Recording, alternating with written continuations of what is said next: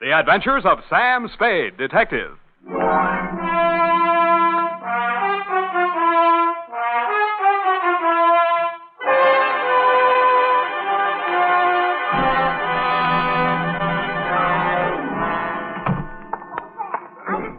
On phone. She works in the sleep shop, next to the knobby knit. Yeah. And she says they advise their nightmare customers to put a heating pad under the kidneys. Oh. And instead of milk toast, just a little beef broth and some warm wine. And pine oil. In the wine? No, in the broth. I mean the brass. Bath, Sam. Oh! Sam, look at you. Black eyes and scratches. Your lips cut. You didn't go home at all. I did so. When you promised me you were going straight home for that much-needed rest. And all the time you knew you were going straight to some sordid bar and get into a brawl. I even bought these things from the sleep shop. Next door to the knobby net. To Detective Lieutenant Dundee, Homicide Detail, San Francisco Police. Medical authorities agree that lost sleep can never be made up. From Samuel Spade, license number... 17596. Fatigue is cumulative. Subject, the Insomnia Caper. Dear Dundee, honest, Lieutenant, this is how I got into that mess last night, honest. I've been feeling a little rocky for 2 or 3 days. There was nothing much wrong with me, but as my secretary, the ineffable Miss Perrine, said... Sam, what you need is a good night's sleep. Which, Lieutenant, is how I happen to be at home, in bed, at 10:30 in the p.m., wearing a sleep shade, earplugs, and quiet pajamas. At 10:45, my right arm went to sleep. I turned over. That's when one of the earplugs fell out. I tore off the sleep shade, dug the plug out of my other ear, stuck my head under the pillow, and was just beginning to drowse off, but...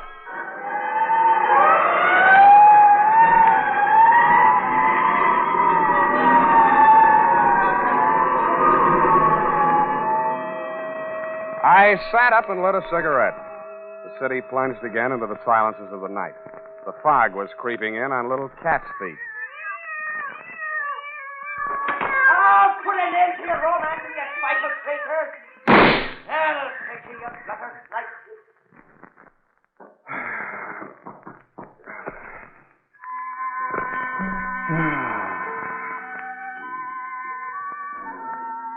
Then all was peace and quiet again in Post Street. Nothing but the sound of foghorns way out on the bay and the rhythmic throb of the cable car mechanism under the California Street incline. This time I almost made it, and then...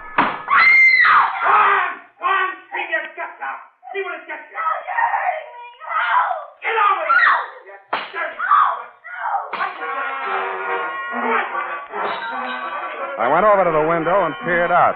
The room was on a level with mine in a building just across the alley. I had had occasion to scrutinize said room and its occupant on happier occasions. She was young, red-haired, and also had a nice profile, which I had observed in silhouette against the window blind when she did her nightly setting-up exercises. I now observed that she had a boyfriend, and he seemed to be angry. Not wishing to pry into her affairs, I closed my window. Drew the blind, went back to bed. It was stuffy with the window down, but quieter. I actually fell asleep. I dreamed I was home in bed and somebody was knocking on my door. How true. Please, open the door, let me in. Who is it? Effie? Yes. Okay.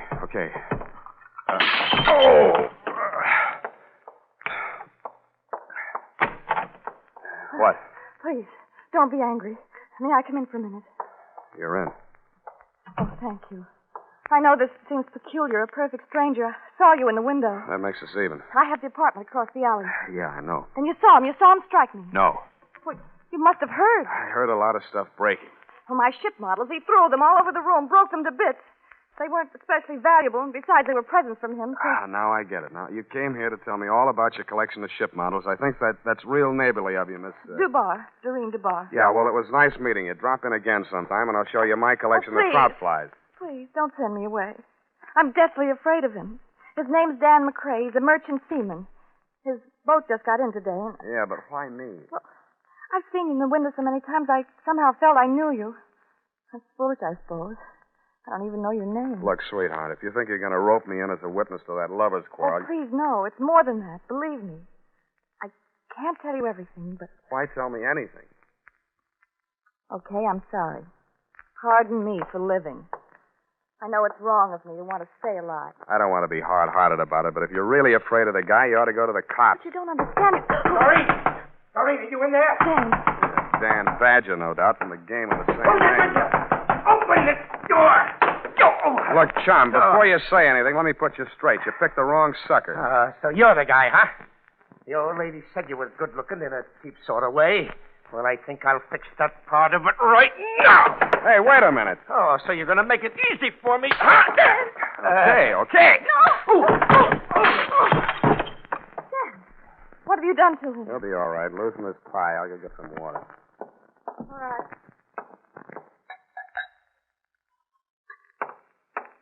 Is he coming around? Oh, where'd she go? Hey, Dan, wake up. Come on. Swallow it. What'd you hit me with? Where's Doreen? She dissolved. Come on, get up. Okay, Shepard. This is your round. Who? Not that it matters, Danny boy, but who? You're Frank Shepard, ain't you? You stupid. Can't you read? The name's on the door. Spade. Here's my card. Huh? A detective. What was she doing here? Her story was that she was running away from you. Now beat it, will you? It can't be too fast for me. I'm sorry, Spade. I've been at sea too long, I guess. The old lady over there told me Doreen was seeing the sky every night. Channel fever or something. I blew my top. Yeah. No hard feelings, Spade? Ah, forget it. But when you do catch up with that guy, Shepard, watch your left. You telegraph it.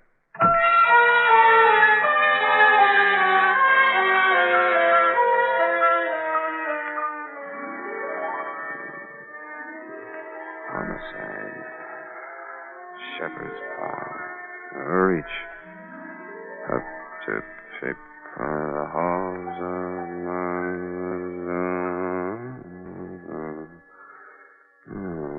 Oh, boy, look at me. I'm dozing. Don't answer that, baby. Let it ring.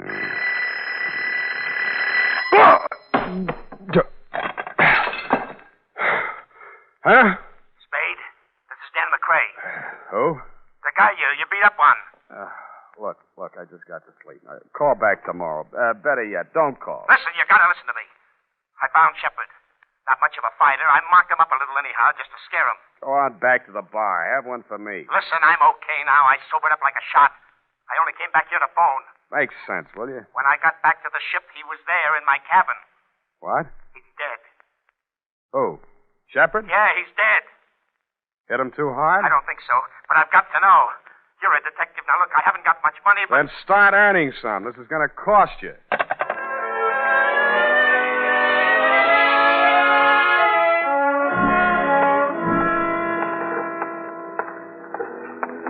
Hello, Dan. Well, you got here quick. I'm a real fast sleepwalker. This the ship? Yeah. Come on, I'll take you aboard. Give me the rundown. Shepard took your girl while you were away at sea. You slapped her around a little, broke her toy boats, and generally behaved like a bad boy. We'll skip that little exhibition match in my apartment. Then what? Come on, up this ladder. About those ship models. One was missing.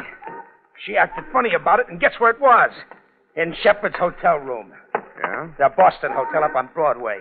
Crumb dump. I shook the address out of that old lady. Never mind that now. So you went there, went up to his room, worked him over. But he was alive when I left there, that's clear. Then I had drinks in a lot of different places. I think I was in some other fights. Yeah, you look it. I don't know who with, just faces, a lot of blurs. I don't even know where all I went. Then I don't remember anything till I'm in an all-night beanery down here on the Embarcadero and a cab driver's holding me up on the stool pouring coffee into me. Then I came aboard. Yeah? Come on in my cabin. I'll show you.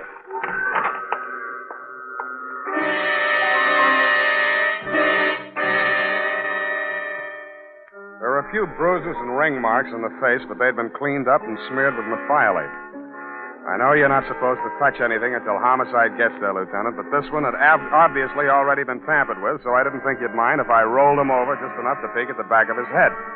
There was a tiny cut on his scalp near the base of the skull, not more than 1/4 of an inch long. It had hardly bled. I frisked the pockets. In his wallet, $38 identification card, Frank R. Shepard, Boston Hotel, San Francisco, and a snapshot of Doreen sailing a model Chinese junk in a pond someplace.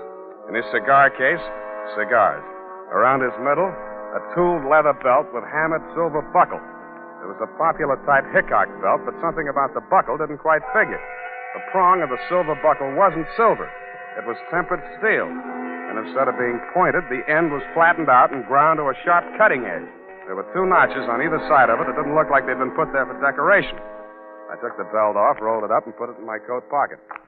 Well, what do you make of it? You touch it? No. Why?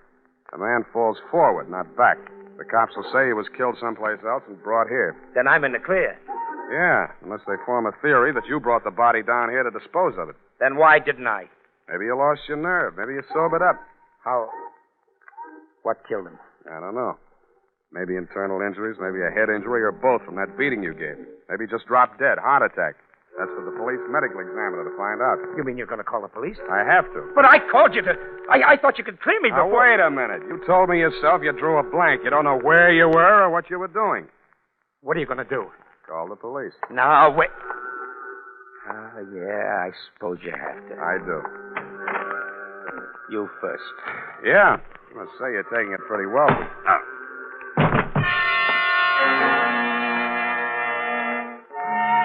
I had a small dream. Abstractions, you know, cubes and circles. Nothing worth describing. But after I'd given Homicide the rumble and crawled home to my own trundle, I did better. I dreamed I was Wild Bill Hickok, the belt tycoon. I was working on a promotion scheme for a new combination belt buckle, toothpick, and murder weapon. Sam Spade, Sleepyhead.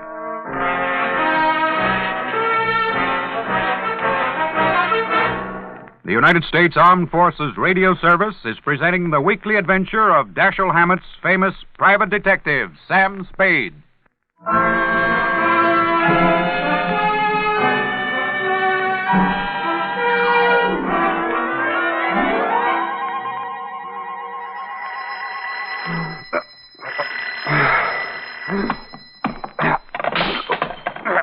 Nuts.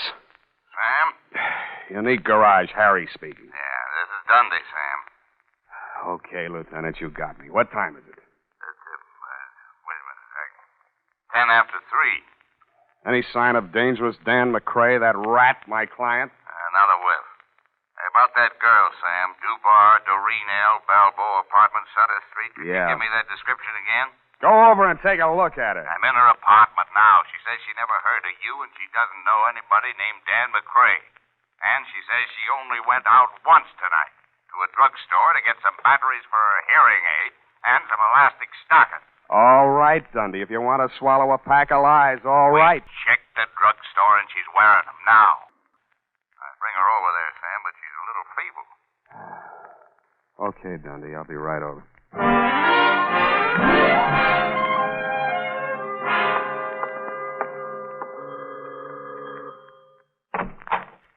Hello, Dundee. Come in, Sam. I want you to make sure, Sam, this is the apartment. Yeah. That's my window just opposite. You can see the bed that I just got out of to come over here in response to your untimely call.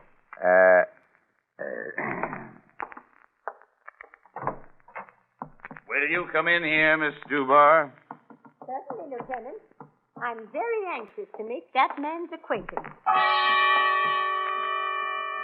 She was about 65 years old with a pleasant, motherly face, gold-rimmed bifocals, hearing aid, and snow-white hair. Over her shoulder, I could see into the kitchen. Sitting at a table facing away from me was an old man. In front of him on the bench were 3 ship models in various stages of disrepair. Broken masts, rudders, and with a mallet and a tiny chisel, he was shaping a piece of wood. I guessed that it was a broken spar from one of the hulls. Well, Sam, still say this is the same apartment? Yeah. Same apartment, different people. But you must be mistaken, young man. My brother and I have lived in this same apartment for nearly 20 years. She's lying, Dundee. Have you checked the janitor, the building manager, anybody? Janitor says she's been living here since he took the job in 41. We're trying to locate the building manager now.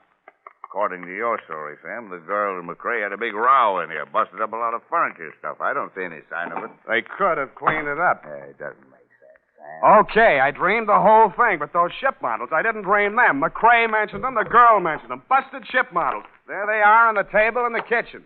Thank goodness. What seems to be the trouble now, Dory? You're surprised this young man so excited about my model. I declare, Sven, I can't make head or tail of it. Something about a girl with the same name as mine and a young man, I forget his name, who seems to have killed somebody named Shepard, I believe it was. Just what was it about the ship model, young man? Dory, could it be the girl who brought these over to me to repair? What was her name? It's just on the tip of my tongue. Who did she say sent her, Sven? Wasn't that Shepard? There, no. With all due respect to your age, nuts. I'm getting out of here, Dundee, while I can still remember my own name. I gotta get some sleep.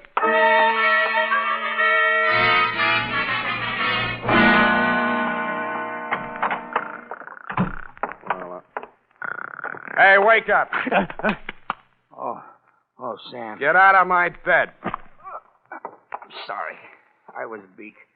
I didn't know where else to go. You can go to jail. Their beds don't have inner springs, but it's a free flop. Listen, I had to make that break.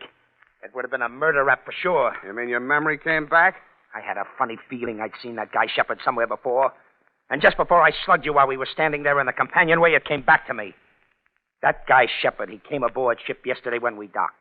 He flashed a badge on the gangway watch and asked to see the ship's carpenter. The one that made those ship models for you? Yeah. But don't you see? Manslaughter is one thing, cop killing is another. This ship's carpenter, what's he look like? Oh, thin, around 65. Lame. Talks like a Swede. City morgue.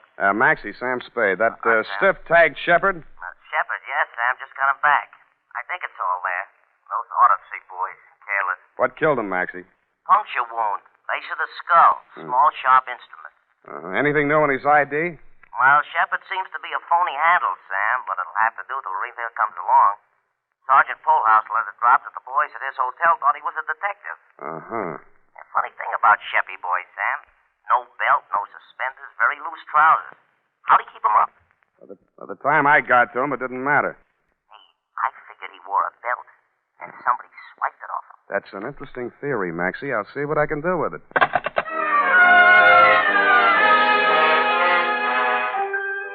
I tucked Danny Boy back into my bed, locked him in, and gumshoed around the block to the Balboa apartment. Just to be mean, I woke up the janitor and checked his statement on the old couple in Doreen's apartment. He worked 3 buildings, was sure of the old woman, but backed down a little on the man, which is what I expected.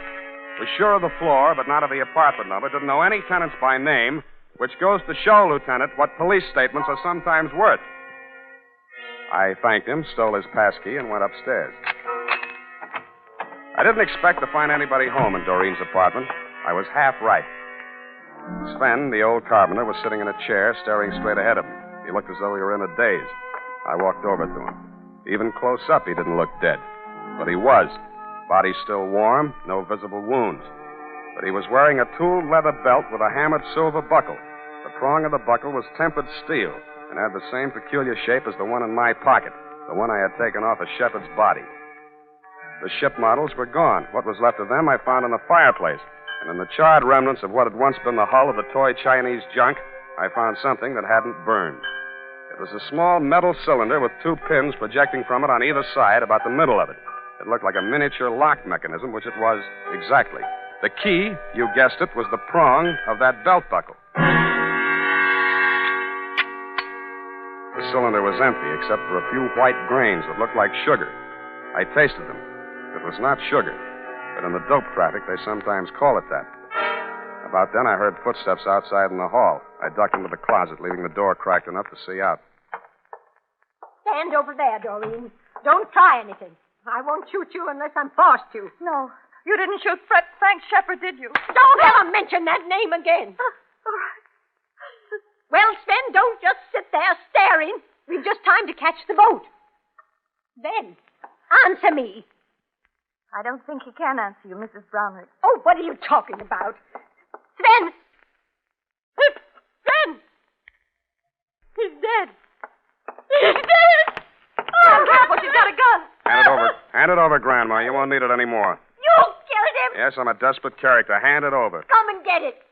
It should be easy for you. Such a strong young man, and I'm such a weak old woman. Now, look, you don't have your glasses on, and this 45 is too heavy for an elderly type criminal. Now, sit down and keep quiet. Oh, Sam, I thought you'd forgotten all about me. I've been trying to all night. Where were you? They locked me in a closet in her apartment. Next door? They were going to take me with them, get rid of me on the boat. After what they did to Frank, they had to get out fast. Shepard. Who was Shepard, anyway? I can't tell you that. He was a federal narcotics agent, wasn't he? How did you know? You just told me. Now tell me the rest of it. Well, honestly, I didn't know anything about it till about a month ago. I was dusting the ship models and knocked one off the shelf.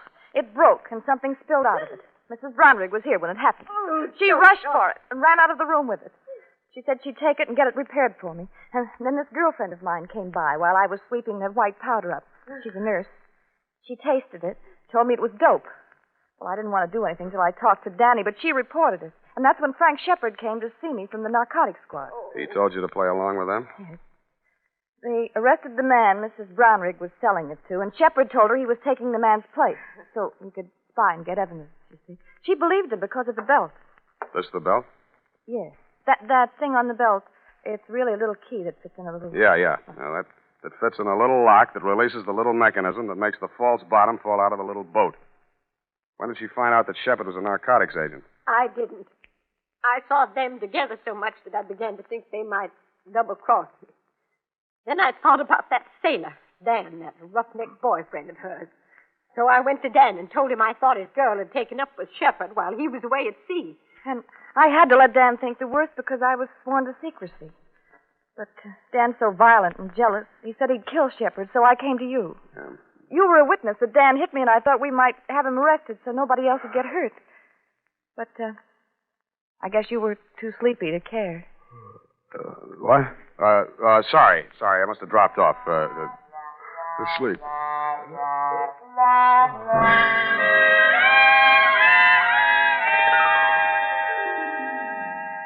Period. End of report. But, Sam... Yes, Angel? Didn't you arrest that terrible old Mrs. Earwig? Brownwig, Effie? Wasn't it Brownrigg, Sam? One of her aliases, no doubt. In reply to your previous question, yes. Who killed Mr. Shepard, Sam? And how? Look, Eff, you'll recall that Sven was shaping a piece of wood with a small chisel and a mallet. The fatal wound, you recall. Oh, and who killed Sven? Sit down. I want to have a serious talk with you. Oh. No, over here. Yes, Sam. Stop twisting your handkerchief. Yes, Sam. Effie, sometimes I think you've been a detective secretary too long. Warps the outlook. Sam, are you trying to tell me that my services are no longer required? See, that's what I mean. You jump to conclusions. As in the instance of the death of Sven. I only asked who killed him, Sam. Exactly. Did it ever occur to you that some people, especially old, feeble people, just die? Yes. Quietly?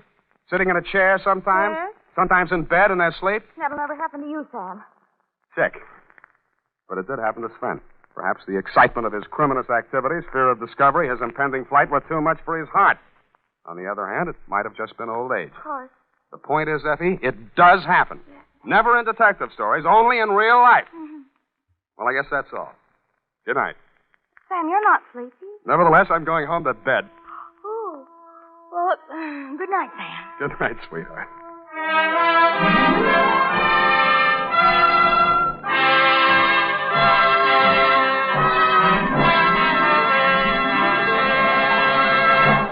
This is the United States Armed Forces Radio Service, the voice of